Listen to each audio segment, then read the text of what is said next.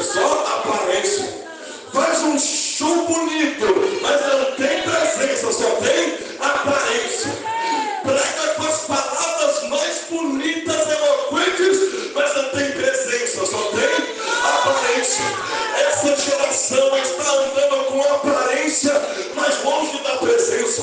São congressos lotados, mas não existe uma cura, não existe batismo no Espírito Santo, porque a presença cura, a aparência não cura.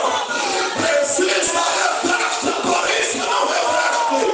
Presença impacta a nossa alma, a aparência só mexe com as nossas emoções.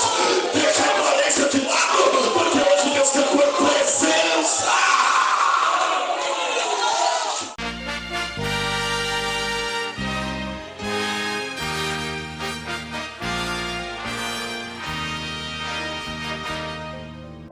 Literalmente, a história de Jacó começa no ventre de sua mãe.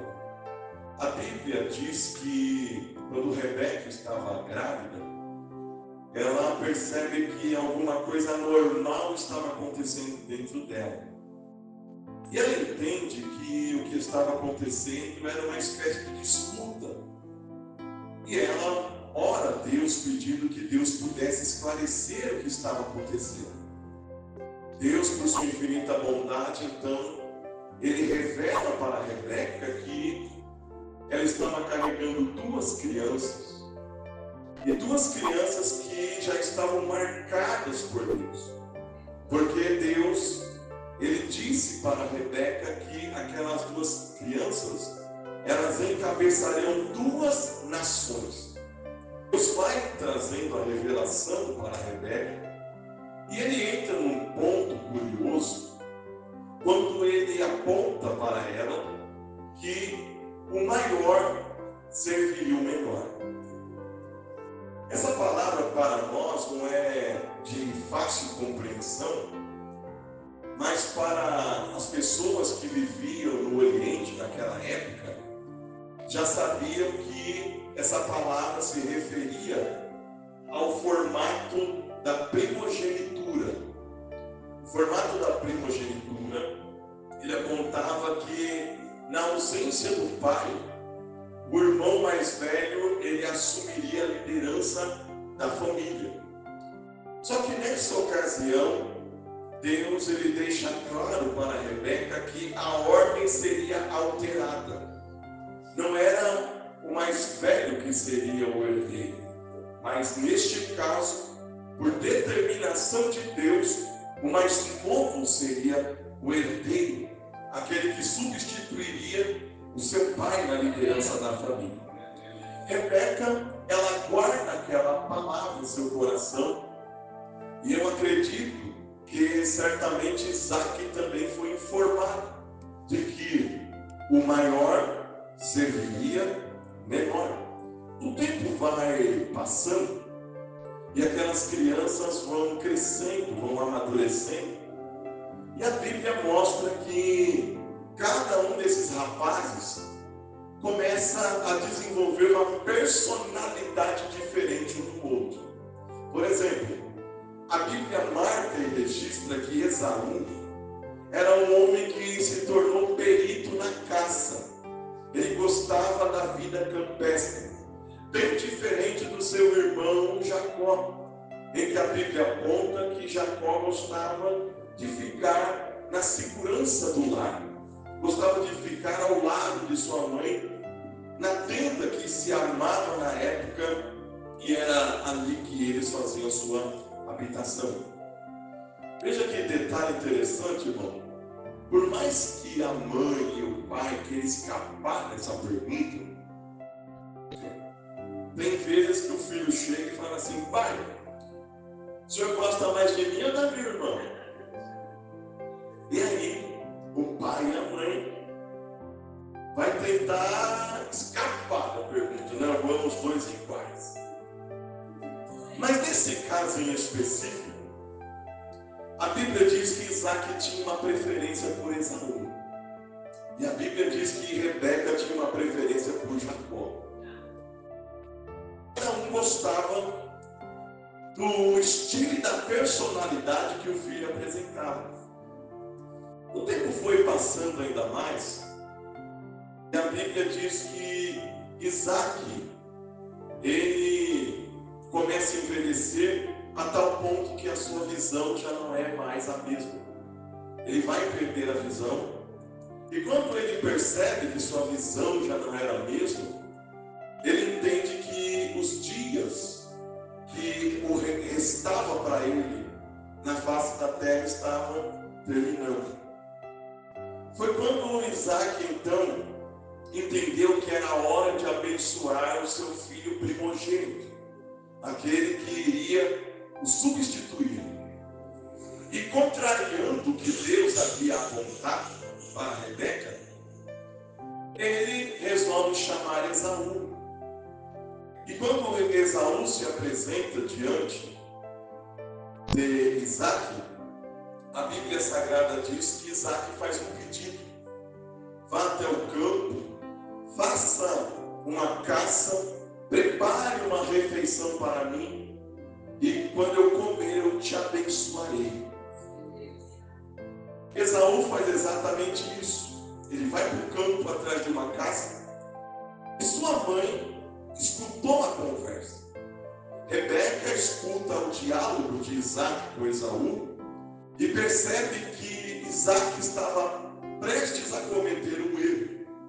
Só que Rebeca, ela vai tentar resolver o erro cometendo um outro erro. Ela chama Jacó e eles elaboram uma trapaça para enganar a Isaac.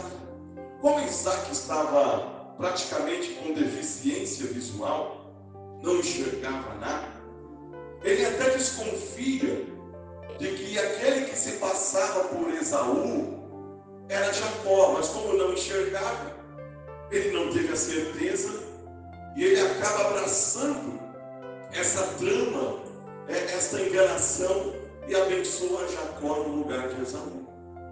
Só que eles não estavam lembrando que mais cedo ou mais tarde Esaú voltaria para casa. E quando Esaú regressa para o seu lar, toda aquela trama, aquela farsa, ela foi desmontada. Porque Isaac percebe que abençoou Jacó no lugar de Esaú. Esaú, naquele momento, ele fica tão frustrado e ele permite que o ódio entrasse em seu coração. E ele propôs em seu coração que no dia que Isaac viesse a falecer, ele assassinaria o seu irmão. Rebeca escuta mais uma vez o que estava acontecendo ali nos bastidores da família. E ela procura Isaac e diz: já não é mais possível que Jacó fique aqui, porque a vida dele corre perigo.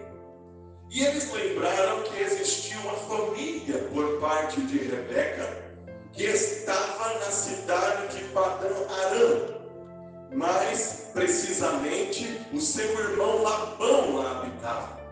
Eles entenderam que enviar Jacó para Padã Arã, na casa de seu tio Labão, seria uma saída para que ele não fosse assassinado por seu irmão.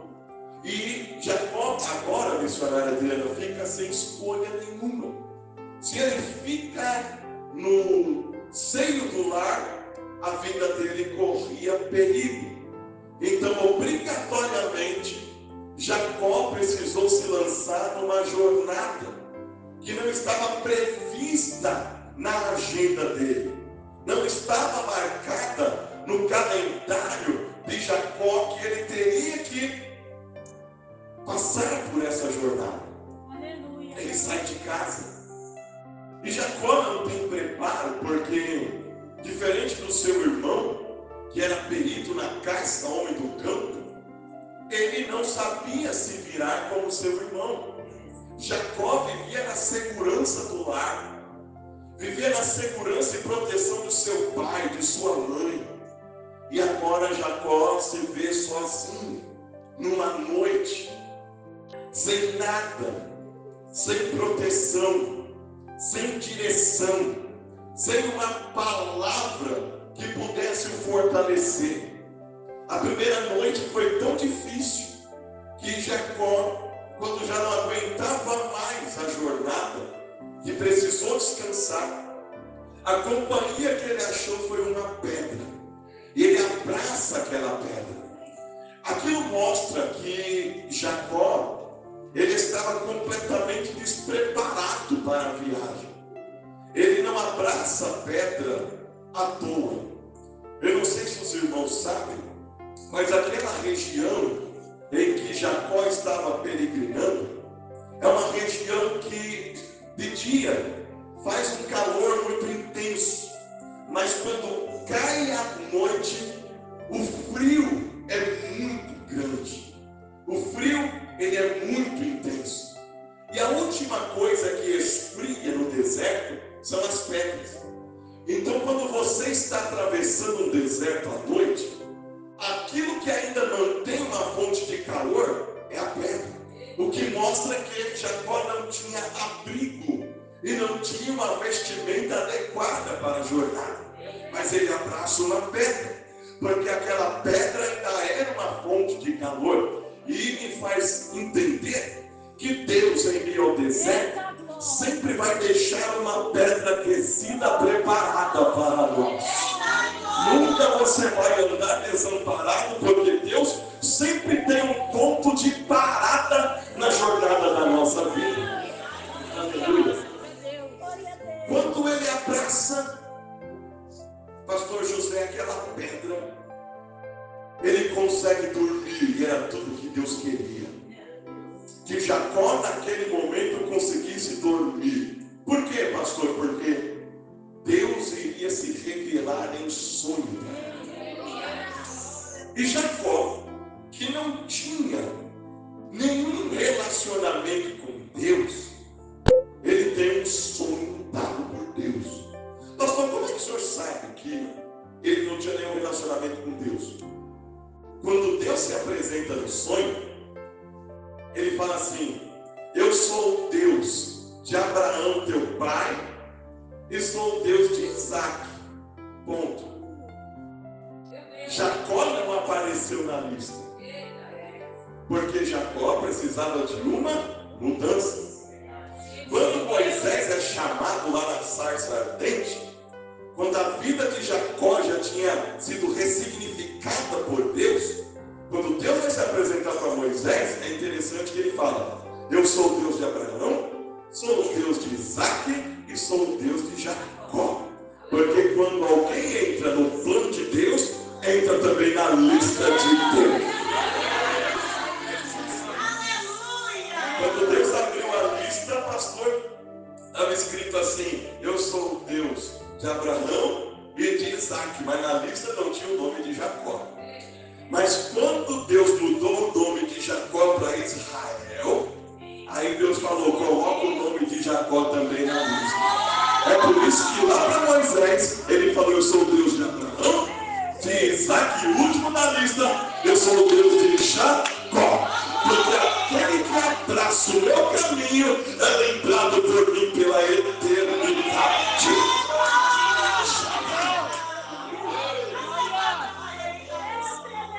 Só que aí, eu ainda vou chegar, irmão, aqui na missão. Ele começa neste sonho observar que havia uma escada. A escada, ela ligava a terra até o céu. E os anjos transitavam pela escada, mas lá, no topo da escada, estava Deus. E Deus, ele faz uma promessa e uma aliança com Jacó. Deus faz uma aliança com Jacó. Jacó não acorda assustado. Você imagina uma experiência dessa, ele acorda assustado.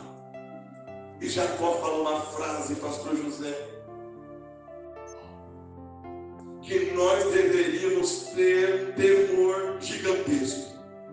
Quando ele desperta do sono, que acaba o sonho, ele começa a dizer assim: na verdade, Deus estava neste lugar e eu não havia percebido. Tem muito crente que está vindo para a igreja e voltando sem sentir a presença de Deus. E aí ele começa a terceirizar, pastora Kelly, a responsabilidade. Também a culpa é das irmãs que não louvaram bem. A culpa é do pregador que gaguejou. A culpa é da mocidade que desafinou. Mas a culpa é tua, Jacó, que não percebeu que você estava no lugar e Deus estava no mesmo lugar. Eu me lembro de uma história que um rapaz, ele chegou e ele falou assim: pastor, eu quero ir embora da igreja. Esse já não é um lugar para mim. E aí o pastor fala assim: mas por que você quer ir embora? Ele falou assim: pastor, porque tudo que eu vejo nessa igreja tem um defeito. Quando eu olho as irmãs louvando, eu vejo defeito. Quando eu vejo os pregadores, eu vejo defeito. Até na hora que vão orar, eu vejo defeito. Aí o pastor falou assim: vamos fazer um trato. Se você fizer uma coisa que eu te peço, ao final eu dou a sua carta para você ir embora. E aí ele querendo muito ir embora, ele falou assim: pastor, o que eu preciso fazer? Você só precisa fazer isso. Eu vou te dar 2 copos de água cheio, até a boca. E a sua missão é dar uma volta inteira na igreja sem derrubar uma gota. E lá vai ele. E ele foi bem devagarinho para mim. E aí ele foi, deu uma volta, não derrubou nada. Ele: pastor, observe aqui, não derrubou nenhuma gota. Aí o pastor falou: que maravilha. Agora deixa eu te fazer uma pergunta. Na hora que você estava levando o copo cheio de água, as irmãs desafinaram e falou: pastor, não percebi. A mocidade desafinou, pastor, não consegui perceber.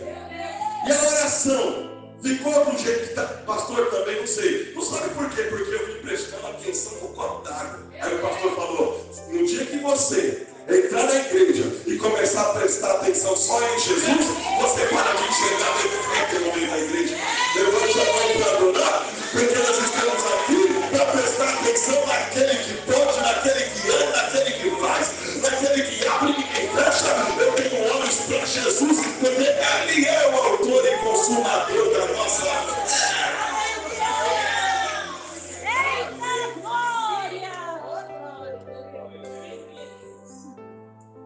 Aí, irmão, Jacó viu uma oportunidade. Ele fala: esse Deus, ele se inclinou para mim. Eu não posso perder essa chance. Eu não posso perder essa oportunidade.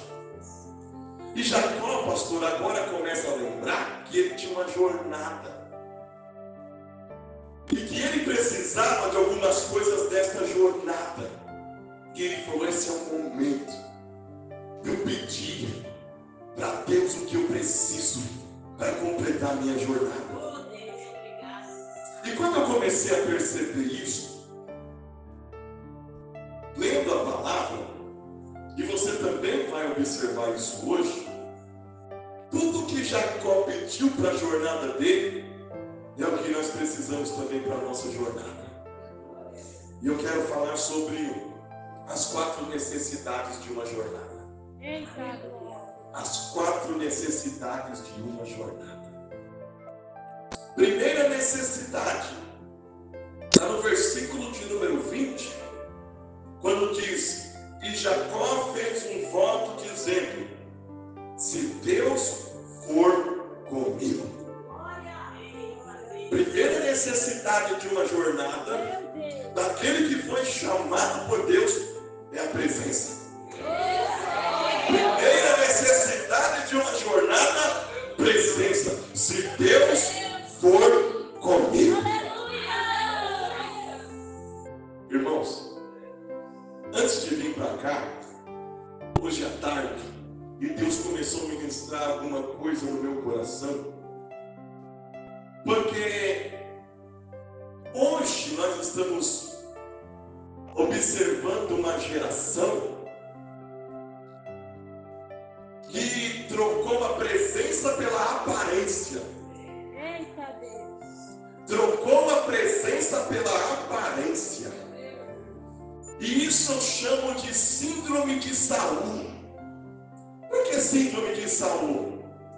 Porque a Bíblia Sagrada diz que quando Deus reprova Saul como rei sobre Israel, o Espírito Santo se retira de Saul. Só que se os irmãos observarem, Saul ele perde a autorização de Deus para ser rei, mas ele não perde a aparência de rei. Porque o Espírito sai, mas ficou a coroa. O Espírito saiu, mas ficou o cetro. O Espírito saiu, mas ficou o trono. Então todo mundo que olhava Saul na rua falava, é rei. Por quê? Porque ele tem coroa, tem cetro e tem trono. Só que ele não tinha mais presença.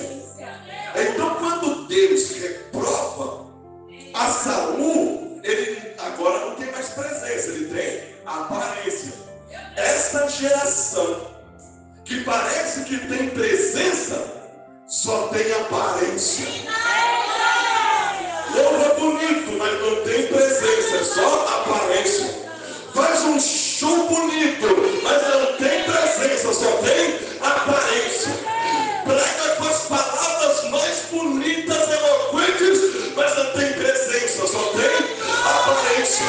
Essa geração está andando com aparência, mas longe da presença. São congressos lotados, mas não existe uma cura, não existe batismo no Espírito Santo, porque a presença cura, a aparência não cura. Presença reveste, a aparência não reveste. Presença impacta a nossa alma, a aparência só mexe com as nossas emoções. Deixa a aparência de lado, porque hoje Deus quer por presença.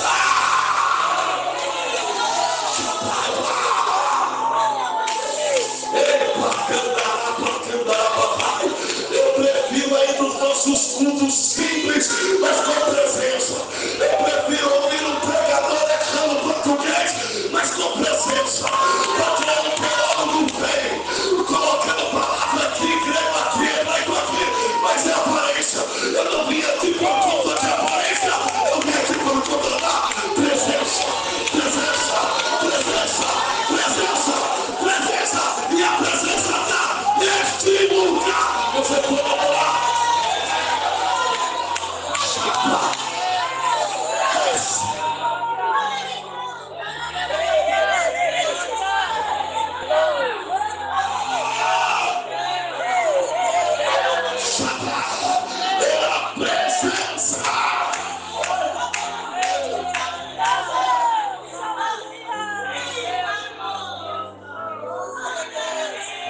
Pastor, dá para diferenciar. Quem está na aparência quer forte. Quem está na presença quer a unção. Quem está na aparência quer ser visto. Quem está na presença quer ser escolhido. Está na aparência ou está na presença? É fácil saber quem está na aparência. Se a palavra for por ir na glória, é aparência. Mas se a palavra for por ir na glória, é presença. É aparência, é a presença.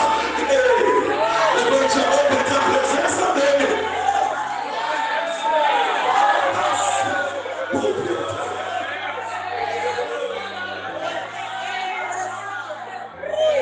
Agora você faz. A primeira coisa que alguém se preocupa hoje é vamos ver se vai dar engajamento nisso. Vamos ver se isso aqui bomba. Ou se flopa. Aprendi com o Marquinhos. O que flopa, meu pai, quando flopa é que deu errado. É rede social. Falei quando deu errado. E quando dá certo é como? Não sabe. Engajamento, pastor, engajamento. Está todo mundo preocupado com isso. E esquecendo que a primeira necessidade de uma jornada é a presença. Jacó, consciente do que estava acontecendo, ele falou assim: Senhor, a primeira coisa que eu preciso é que, se Deus for comigo, como é que eu vou fazer a obra se Deus não for comigo? Como é que eu faço a obra sem a presença?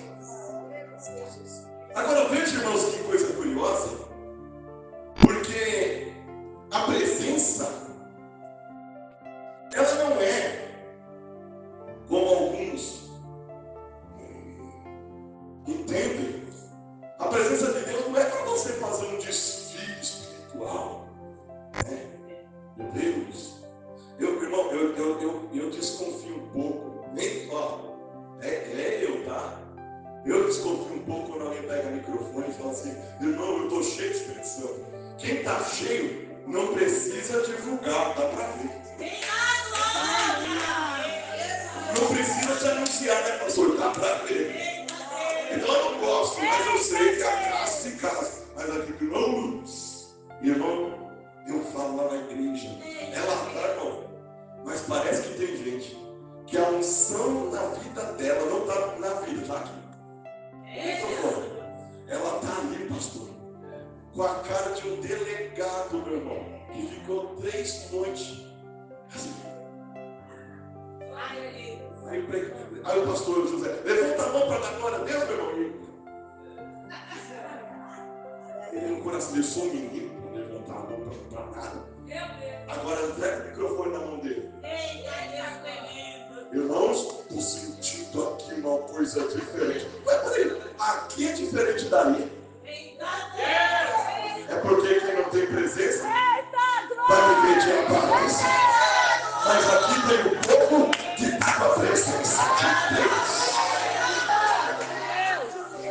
Presença não é para desfile. Presença não é para desfile de espiritualidade. Pastor, qual que é a maior importância apontada da presença?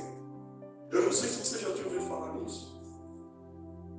Presença, ela prova a existência de aliança. Eita glória! Pastor, mas tem como o senhor provar isso aqui na Bíblia? Vamos lá. Vocês lembram quando Moisés, ele recebe uma palavra de Deus e Deus fala assim: Moisés, eu não vou mais andar no meio deste povo, porque corre o risco de eu exterminá-los. Então eu já determinei, vou colocar um anjo e eles vão continuar a jornada. Quando Moisés nos falou assim: Senhor, o quê? Anjo? Irmão, presta atenção. Deus não estava falando que ia mandar o Antônio, coitado, na frente, porque aí desanima qualquer um.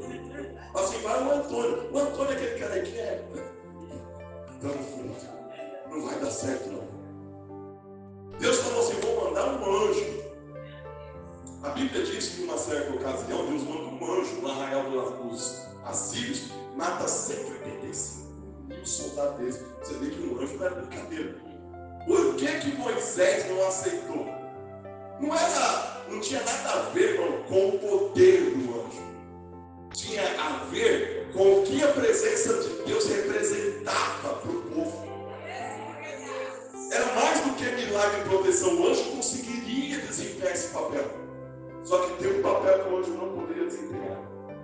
Qual é, pastor? Provar que ainda tinha uma aliança. Olha o que a Bíblia diz. Quando Moisés ouve essas palavras, ele fala assim: se tu mesmo não fores conosco, não nos faças subir daqui. Olha agora, missionário, ele fala assim: como, pois, se saberá agora que tenho achado graça aos teus olhos, eu e o teu povo? Ele faz uma pergunta. E ele mesmo responde: acaso não é por andares tu conosco? Sabe o que ele estava falando aqui, pastor? Ele estava falando assim, ó. A única prova que eu tenho que a aliança está de pé é o fato de que o Senhor está conosco. E quando o Senhor retira a tua presença, não existe garantia de que a aliança está de pé. E por que eu tenho certeza disso? Porque quando você vai ler a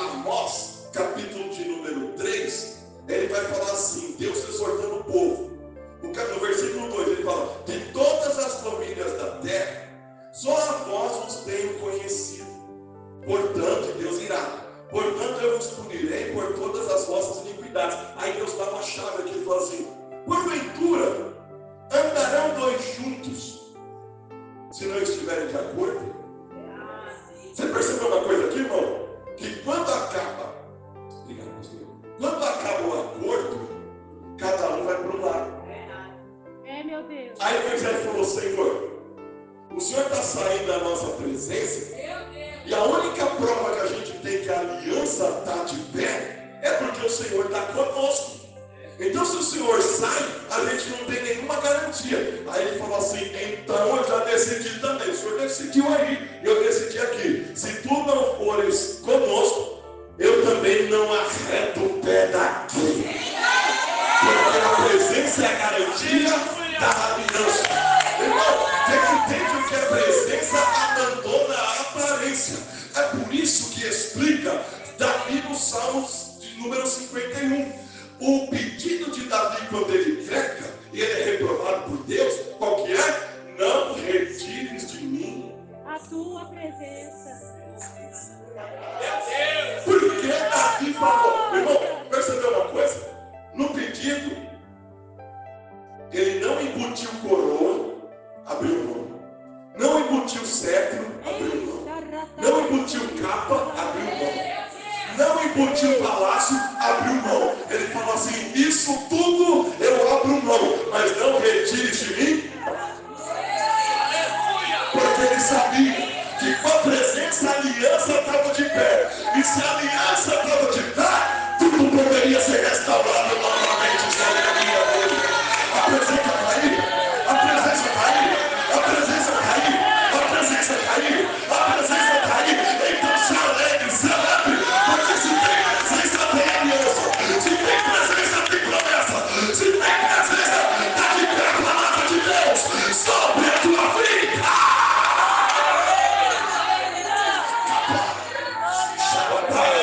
Hoje, quando você sentir a presença de Deus, você vai entender, Senhor, é muito mais do que uma alegria, é a confirmação de que a promessa está de pé sobre a minha vida.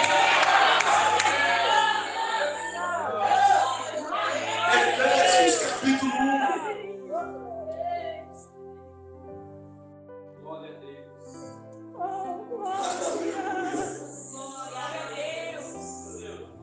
No texto de Efésios, capítulo 1, Paulo escrevendo à igreja, versículo 13 e 14, ele fala assim: que o Espírito Santo é o penhor da salvação. Alguém sabe aqui o que é penhor, meu irmão? Os mais antigos vão lembrar, né? Você lembra? Os mais antigos lembram? Você. Irmão, penhor.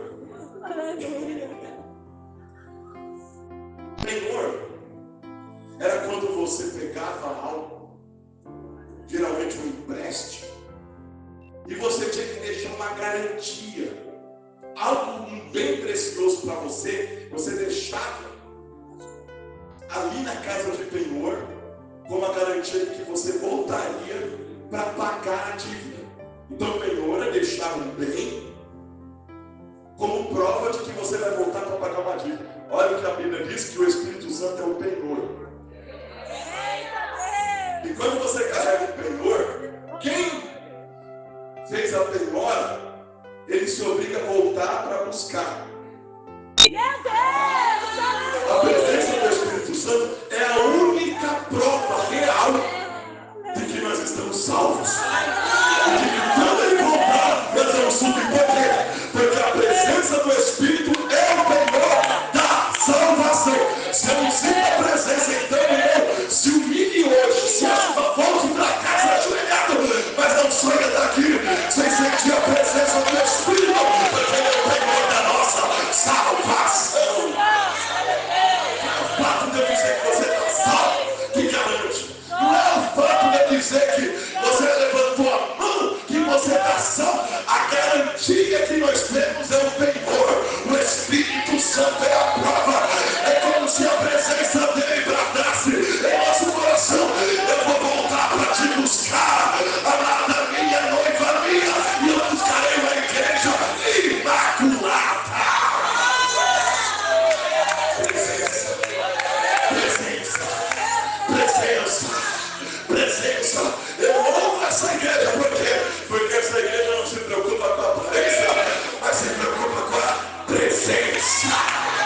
incentivou ele, levante a mão para glorificar.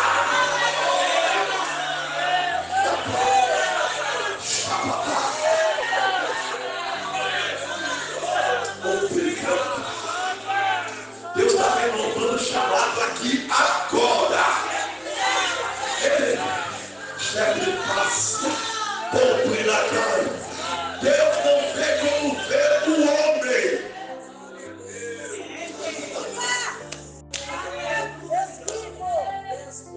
Primeira necessidade da nossa jornada, do chamado de Deus na nossa vida: presença. Segunda necessidade de uma jornada. Irmãos, talvez não vai dar tempo de todos, mas o que der aqui eu.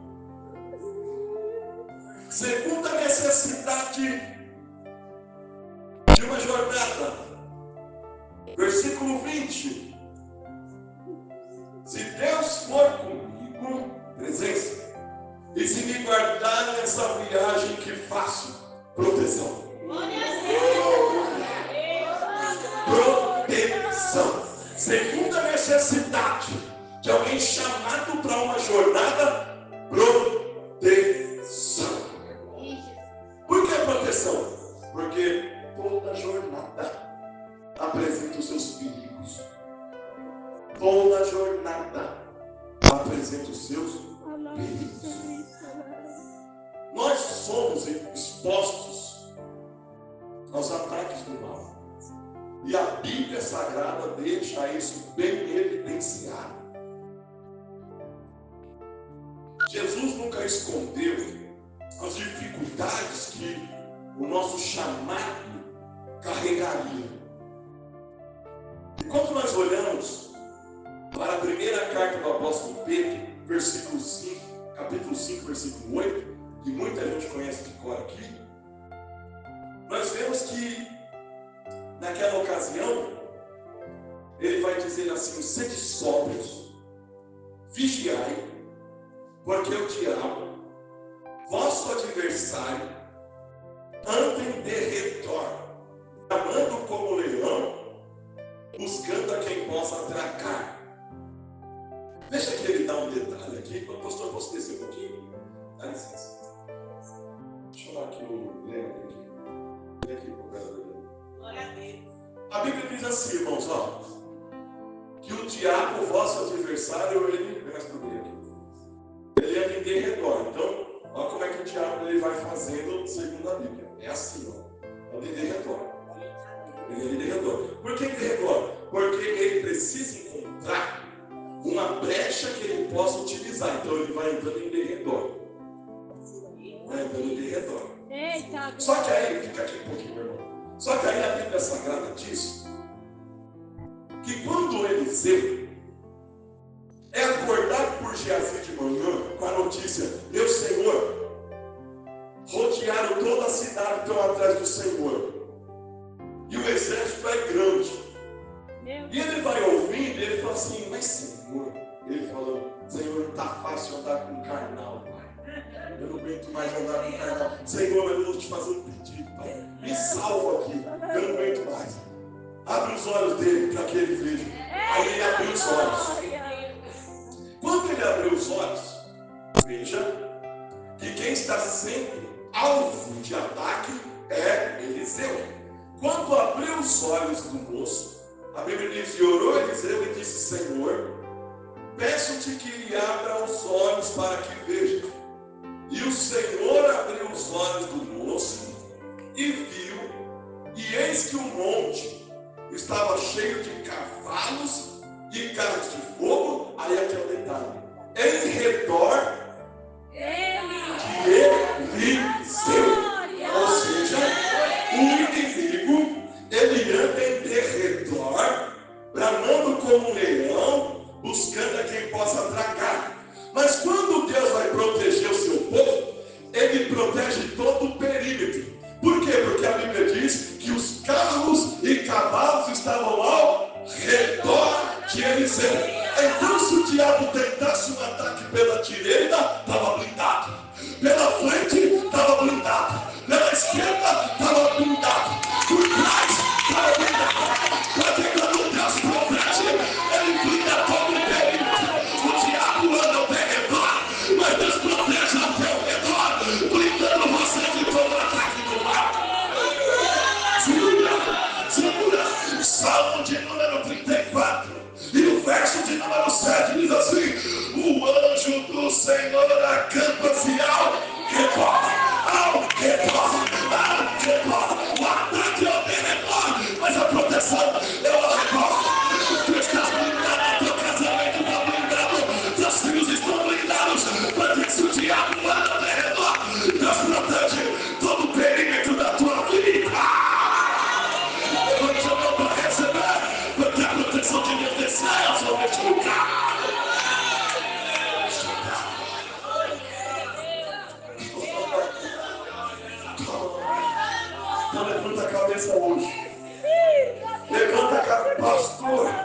Eu não sei, eu tenho medo de retaliação para fazer o meu chamado acontecer. Levanta hoje, tu estás protegido. Levanta hoje, varão, tu estás protegido. Porque Deus que te chamou é o mesmo que vai te proteger. Receba a graça dele sobre a tua vida.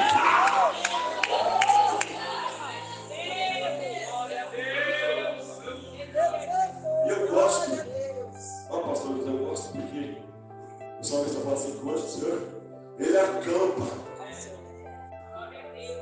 Você viu que ele não faz uma visita, pastor, aqui. Ele vai lá e fala assim: onde que está a missionária Adriana? Está aqui. Aí Deus fala: vai lá.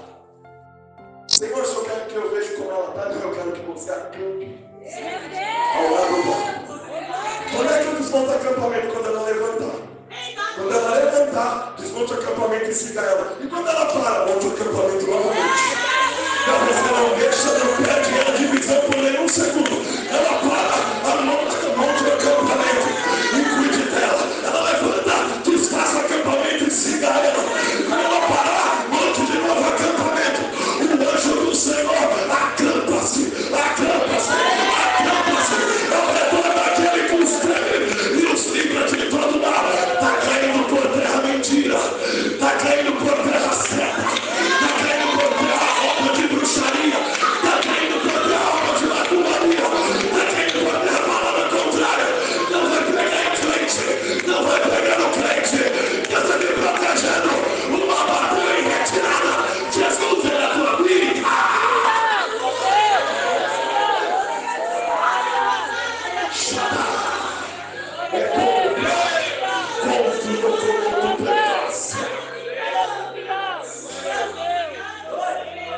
Então, nós vamos fazer um combinado aqui hoje. Os irmãos não vai mandar mensagem para o pastor quando você vê aquela obra de macumbaria na calçada da tua casa. Pastor, eu nem vou entrar, pastor. Vem pra cá correndo. E as irmãs não vai ligar para a pastora Kelly. Pastora, tem alguma coisa errada aqui. Hoje você vai falar assim: diabo, demônio, o teu cavalo só perdeu dinheiro aqui. Porque do jeito que está no chão vai ficar. Porque maior é aquele que está conosco do que aquele que está lá fora. Eita glória! Terceira necessidade. Veja, primeira necessidade de uma jornada, de um chamado por Deus: presença. Segunda necessidade de uma jornada, de um chamado por Deus: proteção. Terceira necessidade, ainda no versículo 20, a Bíblia diz assim: se Deus for comigo, presença, e me guardar nessa viagem que faço, proteção, e me der pão para comer e vestes para vestir, provisão. Eita glória! Provisão. Quem Deus chama, escute o que eu vou te dizer aqui. A não ser que Deus tenha um propósito específico para você ter uma experiência com Ele, que aí é outro negócio. A vida do chamado por Deus é uma vida de provisão. Eita glória! Vou contar um negócio aqui, irmão. Não é para ostentar, porque eu nem gosto. Mas eu fiz aniversário em agosto. Aí começou, né? E eu ficando feliz, porque o celular da Priscila estava tocando bastante. Eu fiquei feliz. Eu falei assim: estão pedindo, eu estou vendo de alguma coisa. E eu ficando feliz, pastor José. Ficando feliz. E aí, irmão, eu nunca comi tanto chocolate na minha vida. Mas era muito chocolate, meu Deus do céu, era muito. A gente ficou, até que a gente lá manda bem, né? Mas era para durar um ano aquele chocolate. Durou uma semana, porque a gente não estava muito forte. Mas, quando passou tudo isso, veio uma irmã e falou assim: pastor, eu comprei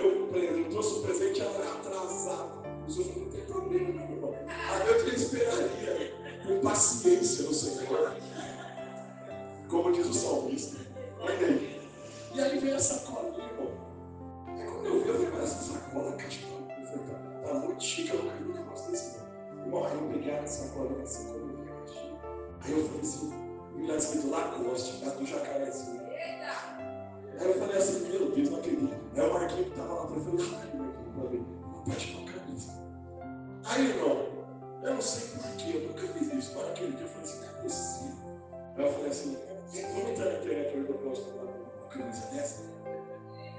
Irmão, aí, os meninos pesquisou quando a gente bateu no olho, que eu olhei assim, sabe quanto sabe? R$800.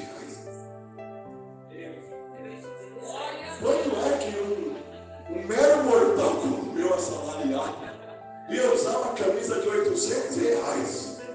Mas quando Deus quer prover, a coisa vai acontecer na tua vida. Eu estava passando uma prova financeira e eu peguei e falei, Senhor, olha assim, a minha reserva está indo embora, eu confio em Ti. Irmão, não passou muito tempo. Eu só recebo uma mensagem no celular. Era uma mensagem aqui no celular e uma notificação do Santander. Eu falei, ai, tá. Irmão, quando eu olhei, o número chegou. Eu recebi uma oferta naquela ocasião de R$5.000. Por quê? Porque quando Deus quer prover, Ele provê. Um dia o irmão me liga, ó, pastor Zé, o irmão me liga e eu disse, pastor, irmão, eu vou te contar uma coisa. Ele nem é cristão, ele é judeu. Ele frequenta a sinagoga, mas de vez em quando ele vai na igreja. Mas ele é judeu mesmo, judeu de verdade. Tem rabino, ele gosta de ir lá, né? Porque eu fiquei até preocupado que ele estava lá no culto, e os irmãos foram ler Apocalipse, quando falaram da sinagoga de Satanás. O irmão vai em sinagoga. Eu falei, deixa ele trabalhar. Aí um dia ele falou, eu estava tomando banho, e falou, pastor, eu estava tomando banho aqui, eu não sei se é pneu que é do seu carro, mas Deus me incomodou muito. Eu vou mandar um dinheiro aí para o senhor, não sei o que, não tem jeito. Eu falei, então mande, meu filho. Se é Deus, manda. Daqui a pouco, R$1.000. Pastor, você está contando isso? Eu estou contando para você acreditar que esse Deus que chama, provê na tua vida. Ele proveu e vai prover. Ele proveu e vai prover. Você está percebendo uma coisa, meu irmão? Quando Abraão vai oferecer Isaac lá no monte, no Moriá, aí ele chega e ele fala assim, Isaac preocupado, fala assim, pai, nós estamos com todos os elementos aqui, tem fogo, tem aqui o cutelo, né, para cortar, mas não tem, cadê o cordeiro? Aí Abraão falou assim, Deus proverá cordeiro para si. Maravilha. Quando chega lá no monte, aí Deus proveu. Só que aí, Abraão fala assim, eu vou colocar um nome nesse monte aqui. Qual que vai ser, meu pai? O monte do Deus que proverá. Se a gente for parar para pensar, irmão, o mais normal seria ele falar o monte que Deus proveu, porque já tinha acontecido um milagre. Mas ele fala assim, é o monte do Deus que proverá. Você viu que ele sai do presente e ele joga para o futuro. Ele podia falar assim, o monte do Deus que proveu. Estava certo. Aí ele falou assim, o monte do Deus que proverá. Porque Abraão entendeu uma coisa. O Deus que tinha provido na sexta-feira ia continuar provendo também no sábado. E o Deus que provê no sábado ia continuar provendo no domingo. Então, ao invés de um Deus que provê, vamos colocar um Deus que proverá. Porque amanhã a provisão já está completamente pronta. Você crê na provisão? Agora, a provisão de Deus é para quem coloca a mão no arado. É para quem trabalha. É para quem acredita. É para quem faz o seu papel dentro do plano de Deus. A Bíblia diz assim, buscar em primeiro lugar o reino de Deus e a sua justiça. E todas as demais coisas que estão no texto vos serão acrescentadas. Aleluia. Então existe uma prioridade. Reino de Deus e justiça. E depois disso, provisão. Por que as pessoas não recebem? Porque elas se preocupam com a provisão, não é para se preocupar com a provisão. É para se preocupar com o quê? Com reino e justiça. Eita, glória. Reino e justiça. Reino e justiça. As Aleluia. demais coisas, pode deixar. Serão acrescentadas. Oh, Essa glória. é a obra e confia. Tem gente que vai começar a viver milagre aqui sobrenatural. Eu tenho um amigo pastor que era funcionário de uma empresa. E aí um dia acreditou, sabe, liberar uma palavra nova assim. Tem gente aqui que vai ser empresário, não vai sou eu. E ele foi um dia trabalhar, disse, irmão, olha para quê? Só para quem acredita. Ele foi trabalhar. Aí o patrão dele, lá no funcionário dele, falou assim, que chama Claudio Ivan, eu estou com um problema com o prestador de serviço nosso aí, está dando muito trabalho. E eu não sei porquê, eu tive uma ideia. Se eu montar uma empresa para você, substituir ele, você topa? Ele falou, topo não, já topei. Porque vem de Deus, a doer, para ele, são todas as coisas. O testemunho dessa empresa está aqui. E ele diz, eu tenho que fazer sua provisão para a tua vida.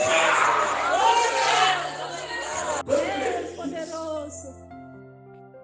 Ele começa a fazer a obra de Deus.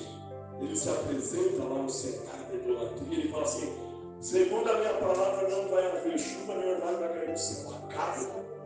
Ele fala, não acredito. E Deus trancou o céu. 3 anos e meio sem Tiago, sem chuva. Aí Deus falou assim, só que eu vou te poupar. Desce para o Querite. Aí ele desceu para o Querite. Só que lá no Querite tinha água, mas não tinha comida. Aí Deus falou assim, ó, retira-te daqui. Vai para o Oriente, esconde junto ao ribeiro de Querite, que está diante do Jordão. E há de ser que beberás do ribeiro. E eu tenho ordenado aos corvos que ali te sustentem. Foi, pois, e fez conforme a palavra do Senhor, porque foi e habitou junto ao ribeiro de Querite, que está diante do Jordão. E os corvos lhe traziam pão e carne pela manhã, como também pão e carne à noite. E bebeu do ribeiro. Pastor, ele está aí. Está aí. Você sabe qual que é a comida preferida do corpo? Carne. Irmão, por que Deus escolheu um corvo e não um animal vegetariano?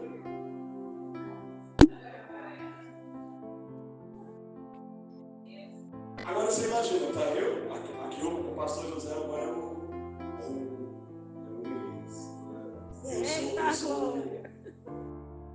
assessor dele. Aí eu estou lá assim, falei, pastor Elias, eu direito aí, passa da nossa direção. Aí o pastor Elias, e olhando bem, um pedaço de carne no bico. Glória! E está vindo te trazer. Pois é. Então Deus tinha falado o que ia fazer. Só que quando você olha, irmão, um pássaro, aí você fala, um pássaro, um corvo, com carne. Carne é Deus. Porque se não vem o corvo, não dava para entender qual era a fonte de provisão. Mas quando é o corvo que traz, não tem jeito, a glória só fica para um. É por isso que não tem crente que não recebe. Por quê? Porque ele está esperando a indicação dentro da empresa. Ai, porque ninguém me indica. Pois é, Deus trabalha com corvo. É mais fácil você ser promovido se uma pessoa da limpeza falar do teu nome do que um encarregado lá dentro. Só para Deus deixar registrado, fui eu que fiz acontecer. Então tira o olho da coisa grande e olho do corpo. É ele que vai fazer a obra. É assim que Deus fala. Eu trabalhei com o pastor Rodrigo lá no Pão de Açúcar. E, irmão, eu nunca tinha trabalhado em administrativo. Sempre batendo caixa, carregando peso. Um dia, meu currículo, não sei você tem interesse para vaga administrativa? Eu falei, tenho. Fui fazer entrevista, irmão. Missionário, quando eu cheguei lá, pode perguntar, o Rodrigo conhece esse testemunho, pastor Rodrigo. Quando eu cheguei lá, o currículo da moça, irmão, era avassalador. Cada coisa que ela falava parecia que eu ia diminuindo. É a moça formada nisso, eu Antônio. Eu também sei isso. Cada vez eu diminuía mais. E aí o encarregado falou, e você? Eu falei, eu trabalhei assim, lá, com isso, legal. Aí ele fez uma pergunta, eu vou colocar uma situação, você responde aqui para mim. Ó, a situação é essa, o motorista chega, tal, e assim, o que você faria? A moça falou, eu falei, deixa eu ver. E o segundo, né, já dá uma espiadinha no primeiro. E ela falou, aí ele falou, e você, Antônio? Eu falei assim, bom, no meu caso, eu aprendi com Jesus que eu faria assim, essa tainha.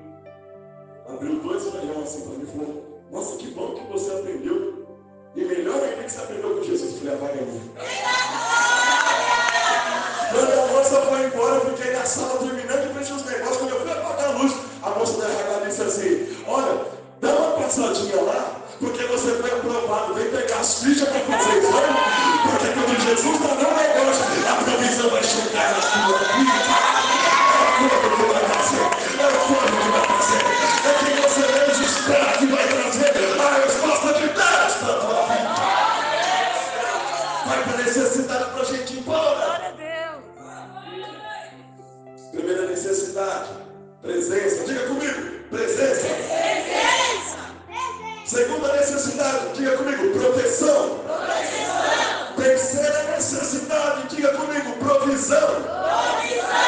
Quarta necessidade de uma jornada, projeto. Projeto. Versículo 21. Eu vou estar aqui.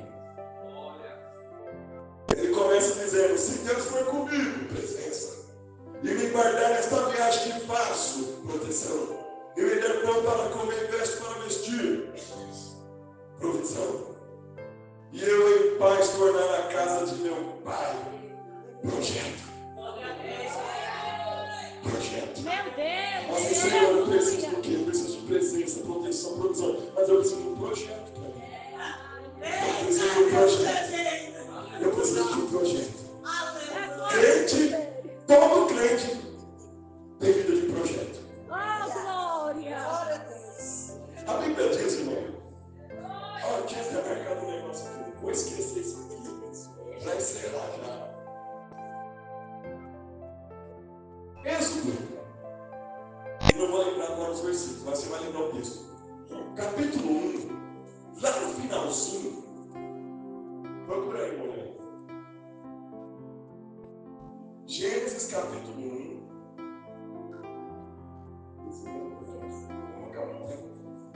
Capítulo 1, não. Êxodo capítulo 1.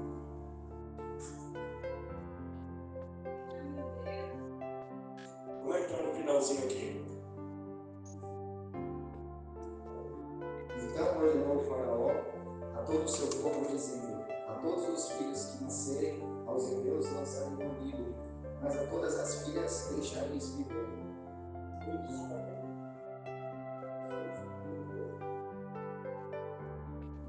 Todos os filhos. Você viu aí, irmão? Assim, pastor, você tem. Presta atenção. A ordem de Faraó é o seguinte, olha. Quando nasceu o menino, todo o povo, não era alguns, todo o povo estava ordenado a assassinar se fosse uma criança do sexo masculino. Todo o povo. Quando a mãe de Moisés, ela não admite a morte do menino, colocou no rio junto da vegetação que tinha na margem do rio Nilo. A Bíblia diz, já no capítulo 2, que quando a cestinha estava lá, presa na vegetação, as donzelas, pode ler lá, as donzelas passeavam pela margem do rio. Mas quem viu o menino não foi as donzelas, foi a filha de Faraó que estava no meio do rio. Pastor, o que isso está lembra da sentença? Todo o povo estava ordenado a, se achasse uma criança do sexo masculino, deveria assassinar. Então as donzelas não poderiam achar Moisés. Porque se elas acham Moisés, eram obrigadas a assassinar. Aí Deus fechou o olhar das donzelas e fez a filha de Faraó enxergar. Por quê? Porque a donzela tinha que matar, mas a filha de Faraó podia reverter a sentença. E por que as donzelas não viram e a filha de Faraó não viu? Porque quem tem projeto, donzela se cega, mas filha de Faraó enxerga. Hoje o inimigo não vai te enxergar porque tem projeto de Deus aqui. Foi chamado de projeto. Os teus filhos têm projeto. No teu casamento